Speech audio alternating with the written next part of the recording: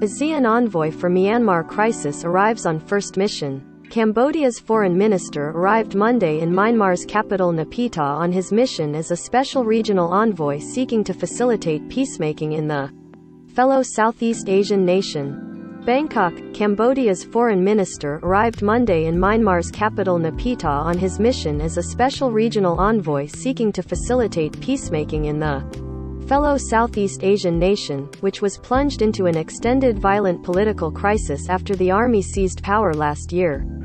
Prak Sokhon is representing ASEAN, the Association of Southeast Asian Nations, which last April reached a 5-point consensus on Myanmar.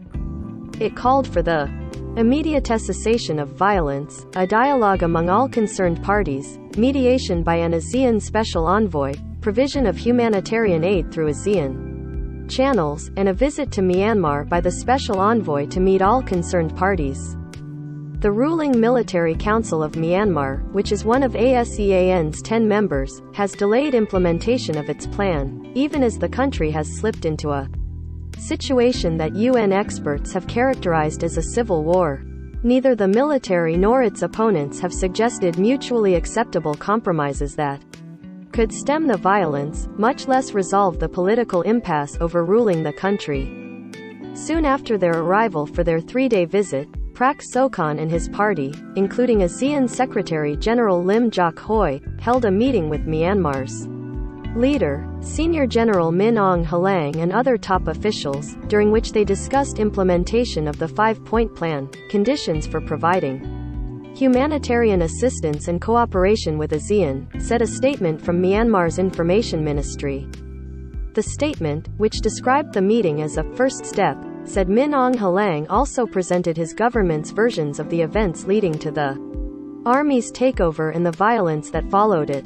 Myanmar's reluctance to implement the actions urged in the consensus has caused a split among the members of ASEAN, which has ostracized Myanmar by blocking its leaders from attending major meetings of the regional grouping.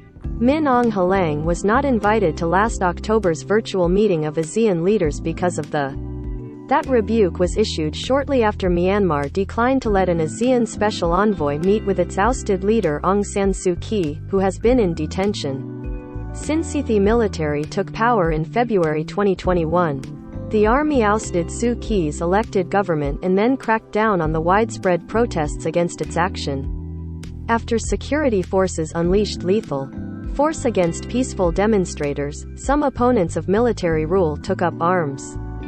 A statement issued last Friday by Cambodia's foreign ministry said Prak Sokhon's first visit as ASEAN's special envoy will be aimed at creating a favorable condition leading to the end of violence as well as the utmost restraint by all parties, along with distributing humanitarian assistance and encouraging political consultation or dialogue among all concerned parties.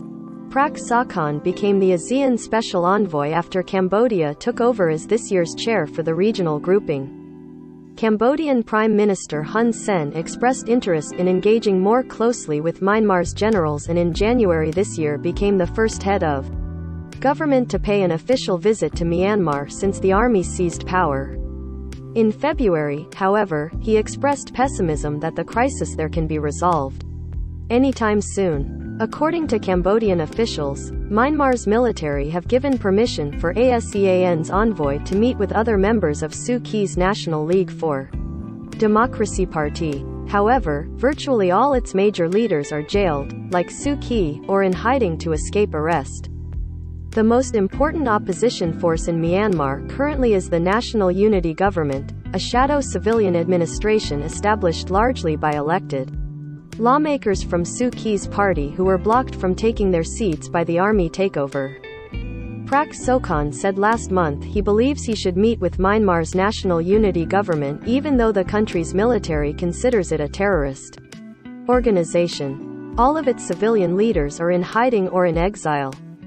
He said that if Myanmar's military government is unwilling to talk directly with the National Unity Government, he could serve as a bridge between the contending parties. But he cautioned that this would have to be done in a way that did not create friction between the ASEAN envoy and Myanmar's military. Another major opposition group, the General Strike Coordination Body, issued a statement Monday saying its 36 member organizations condemned the ASEAN Special Envoy's visit as an attempt to support the military council without fully recognizing the will of the people in the country. It pointed out that his visit did not include any contact with the National Unity Government, which had been among the suggestions ASEAN offered last year. The lack of a meeting with the shadow government amounted to ignoring the voices of the people of Myanmar and democratic forces, it charged.